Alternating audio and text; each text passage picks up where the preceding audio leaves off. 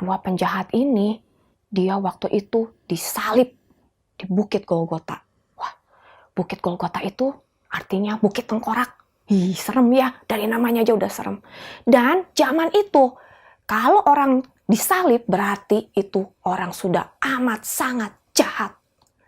Dia sudah melakukan perbuatan yang sangat-sangat tidak bisa diampuni. Ya, dia disalib di sebelah kiri dan juga yang satu di sebelah kanan. Dan di tengahnya ada satu salib lagi. Kalian pasti bisa tebak siapa itu yang di tengah. Betul, Tuhan Yesus. Kalau penjahat di kiri, penjahat di kanan, dosanya banyak. Dia melakukan hal yang jahat. Apakah Yesus disalib karena dia melakukan hal yang jahat? Tidak. Sekalipun dia menjadi manusia, dia tidak pernah berdosa. Dia selalu melakukan apapun sesuai dengan kehendak Bapaknya. Bahkan dia mau disalib, kenapa? Karena dia mau taat sama kehendak Bapaknya. Dia mau mati di atas kayu salib untuk menanggung dosa-dosa kita yang seharusnya kita yang terima hukuman. Padahal apa yang Yesus alami sebelum dia disalibkan? Dia dibully, dia dihina, dia diejek, dia dipermalukan. Coba anak-anak, kalian pernah mengalami seperti itu? Diejek, dibully, dihina, dipermalukan sama teman kalian? Apa yang kalian lakukan kalau kalian diperlakukan seperti itu? Marah?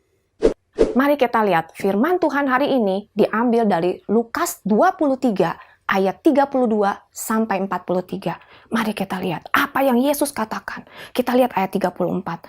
Yesus berkata, "Ya Bapa, ampunilah mereka sebab mereka tidak tahu apa yang mereka perbuat." What? Mereka diampuni. Padahal kalau kita lihat ayat selanjutnya, dikatakan mereka juga mengambil pakaiannya Yesus. Ayat 35, mereka mengejek Yesus. Ayat 36, mereka mengolok-oloknya, bahkan memberikan anggur yang asam.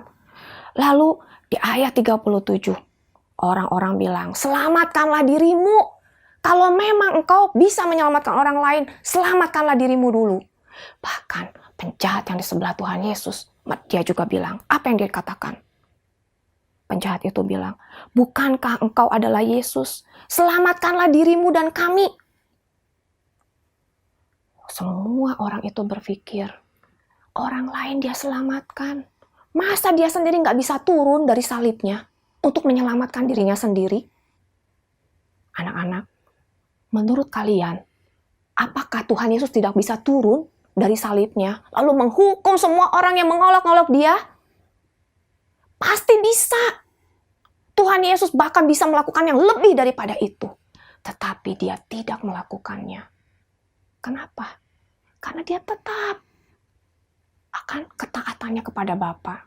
Dia tetap mau menanggung semuanya itu supaya kita semua bisa diselamatkan. Lalu bagaimana dengan penjahat yang di sebelahnya?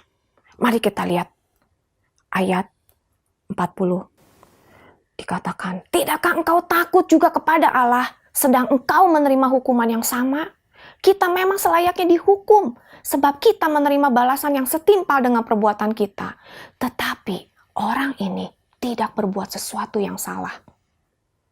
Yesus, ingatlah akan aku apabila engkau datang sebagai Raja. Jadi penjahat ini percaya bahwa Yesus adalah anak Allah.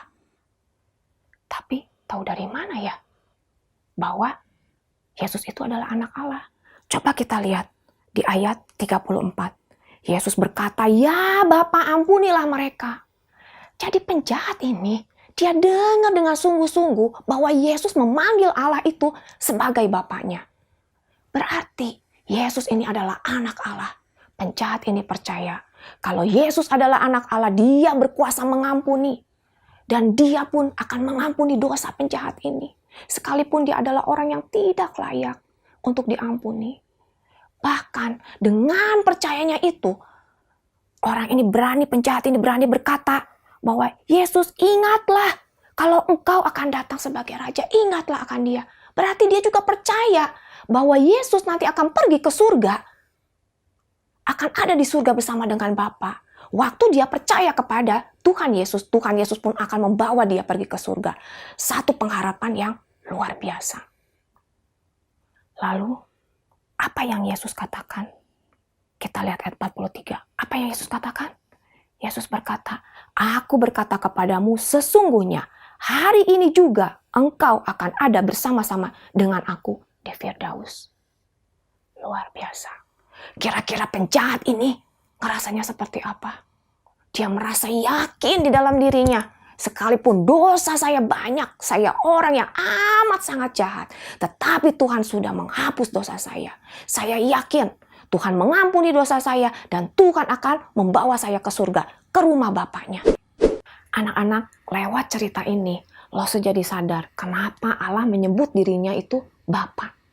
Karena seorang Bapa selalu mengampuni dosa anak-anaknya. Setiap hari kita suka marah-marah, suka bohong. Tapi Papa kita selalu mengampuni kita. Dan kalau kita minta ampun kepada Papa kita bilang, "Pak, maaf ya, saya salah." Pasti Papa akan mengampuni kita. Bahkan Dia akan memeluk kita, Dia akan sayang sama kita. Sama seperti Bapa kita di surga. Dia menyebut kita anak-anaknya, Dia akan mengampuni dosa kita kalau kita datang kepada Dia, minta ampun kepada Dia.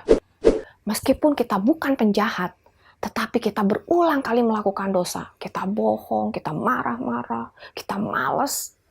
Semua perbuatan kita, tidak ada dosa kecil maupun dosa besar. Semua ketidaktaatan kepada Tuhan adalah dosa. Dan dosa membuat kita terpisah dari Allah.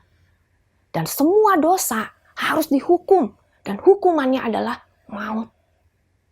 Nah, anak-anak, maukah kita mohon belas kasihan Tuhan mengampuni kita? Kita mau percaya sungguh-sungguh kepada Tuhan. Dia adalah Tuhan dan Juru Selamat kita yang hidup. Ya, kita bahkan lebih tahu dari penjahat itu. Setelah itu Tuhan Yesus bukan hanya mati di atas kayu salib, menanggung dosa-dosa kita, tetapi Dia bangkit lagi. Supaya apa? Supaya kita punya pengharapan. Anak-anak, maukah kalian percaya bahwa Tuhan Yesus adalah Tuhan dan Juru Selamat kita? Dia mampu mengampuni semua dosa-dosa kita. Dan bahkan kita tahu Dia bukan hanya mati buat kita di atas kayu salib, tetapi Dia juga bangkit lagi memberikan kita pengharapan. Siapa yang mau percaya pada Tuhan Yesus? Angkat tangannya.